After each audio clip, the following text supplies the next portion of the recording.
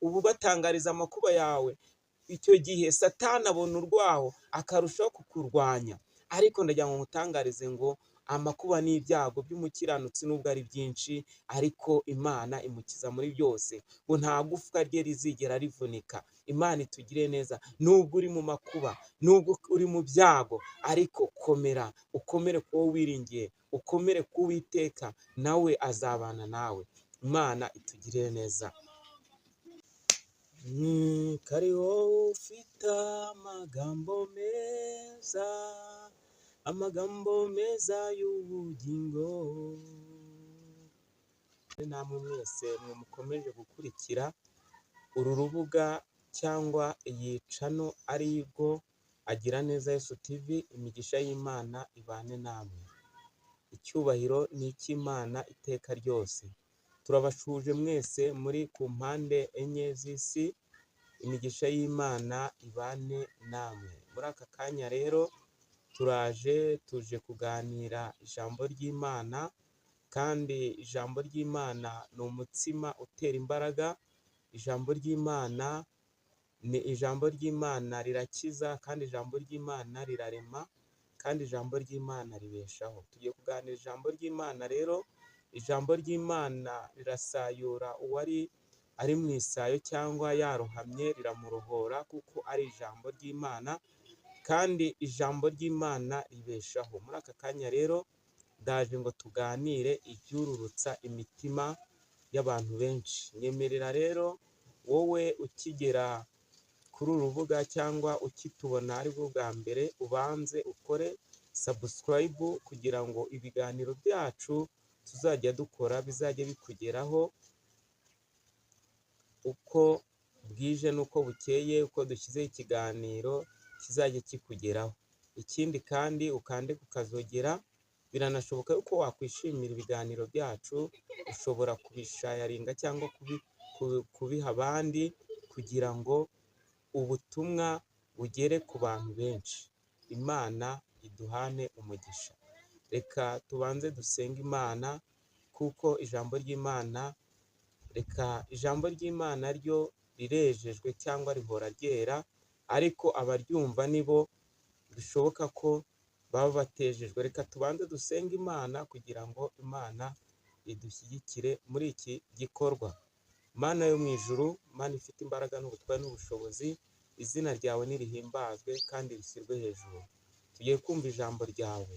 Nyemerera ari abari ku mpera enye z'isi bazumvira ijambo ryawe, rizagire aho ribakura n'aho ribashyitsa, kandi abarushye rizabaruhure.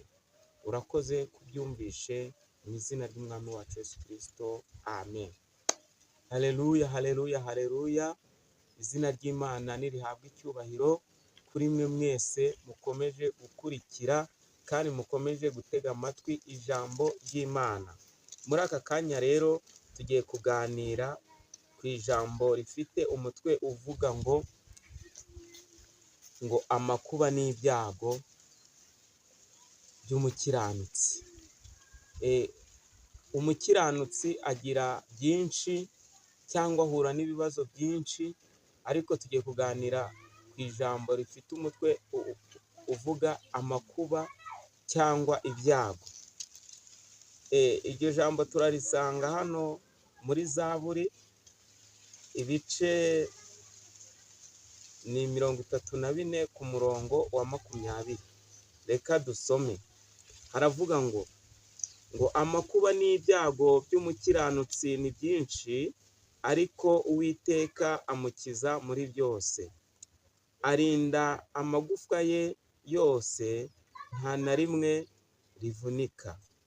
Ku murongo wa 22 haravuga ngo ibyaha bizicisha umunyabyaha, abanga umukiranutsi bazacirwaho iteka. Imana itugirire neza. Bene data bakundwa, nshuti z'umusaraba, iri ni ijambo ry'Imana mu kanya gato tugiye kuganira, rivuga ku makuba n'ibyago umukiranutsi ahura nabyo muri uru rugendo, cyangwa ahura nabyo mu nzira anyuramo cyangwa mu nzira agendamo. Umukiranutsi ahura na byinshi. Iyo usomye agatabo k'umugenzi kakubwira uburyo mukristo yagiye agenda ahura n'ibibazo, kakubwira uburyo mukristo yagiye agenda ahura n'intambara nyinshi, agahura n'ibimugora mu nzira, ariko ibyo byose byari ibyago n'amakuba yagendaga ahura nayo mu nzira, akagenda ahura n'ibimuteye ubwoba, akagenda ahura n'ibishaka kumwambura ubuzima. Ariko ndagira ngo nkutangarize ngo muri aka kanya ko byanze bikunze, igihe uri mu nzira yo gukiranuka cyangwa igihe uri mu rugendo rujya mu ijuru, ntago uzabura guhura n'amakuba, nta nubwo uzabura guhura n'ibyago, ariko ibyo byose bizakubaho, wowe uzakomere, ukomere kandi ukomeze inzira. Ntibizaguca intege ngo ube wasubira inyuma, ariko uzakomeze inzira, kuko byanze bikunze amakuba azabamo n'ibyago bibemo. Reka ntandukanye kuri ibi bintu bibiri, abantu bajya babyitiranya, bakitiranya amakuba bakayitiranya n'ibyago. Reka nze bibasobanurire gato. Amakuba umuntu ashobora guhura nayo ntihagire umuntu uyamenya. Amakuba ushobora kuyagendana mu mutima wawe bitewe n'ikibazo ufite, ukumva uri mu makuba, ntihagire umuntu umenya ibyawe, kuko ari amakuba nyine, ari intambara yawe ku giti cyawe urwana. Ariko ibyago byo ntago bizabura kugaragarira abantu, cyangwa ngo abantu babure kubimenya. Ibyago byanze bikunze uzabibwira mugenzi wawe, umubwira ati ntabara, nahuye n'ibyago, byagenze gutya na gutya. Ibyo ni ibyago. Ariko amakuba umuntu arayagendana, akabana nayo, umuntu akabana nayo mu mutima, kuko ari amakuba ye. Ariko ibyago byo ubibwira abantu kugira ngo bagutabare cyangwa bagire icyo gufasha. Niyo mpamvu uyu mwanditsi wa Zaburi yanditse akavuga ngo amakuba n'ibyago by'umukiranutsi ni byinshi, ariko Imana imukiza muri byose. Imana itugirire neza. Ese iyo uhuye n'amakuba, ese ntuba uwa mbere mu kubwira abantu amakuba yawe? Kandi amakuba yawe ari wowe ugomba kuyamenya, n'Imana yawe yayagushyizemo. Mbese iyo uhuye n'ikibazo ntago ubwira abantu ukabatangariza ibyawe, kandi uko uri gutangaza ibyawe uba ubatangariza amakuba yawe. Icyo gihe Satani abona urwaho akarushaho kukurwanya. Ariko ndagira ngo ngutangarize ngo amakuba n'ibyago by'umukiranutsi nubwo ari byinshi, ariko Imana imukiza muri byose, ngo nta gufwa rye rizigera rivunika. Imana itugire neza. Nubwo uri mu makuba, nubwo uri mu byago, ariko komera, ukomere kuwo wiringiye, ukomere ku Uwiteka, nawe azabana nawe. Imana itugire neza. Imana kandi dushoboze.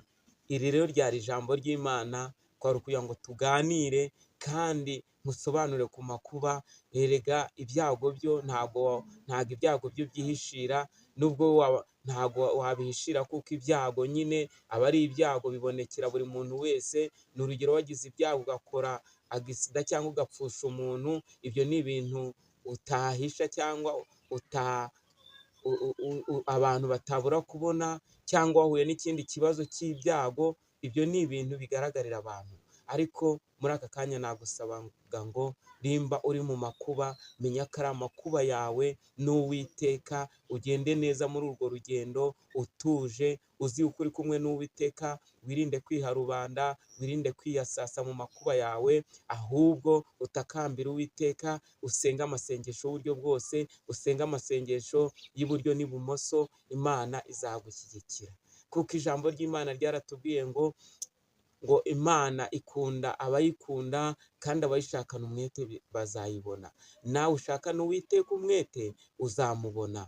Ureke icyaha n'igisa nacyo, wihanganire byose, kugira ngo uneshe, kandi kugira ngo uzagere mu gihugu cyo mu ijuru. Amahoro y'Imana rero nabane namwe. Ni ukuri iri ni ryo jambo twari dufite kugira ngo tuganire kugira ngo rigire aho rigukura n'aho rigushyitsa. Umugisha w'Imana ubane namwe, amahoro y'Imana nabane namwe. Cawu cawu, turabakunda kandi tubahoza ku mutima.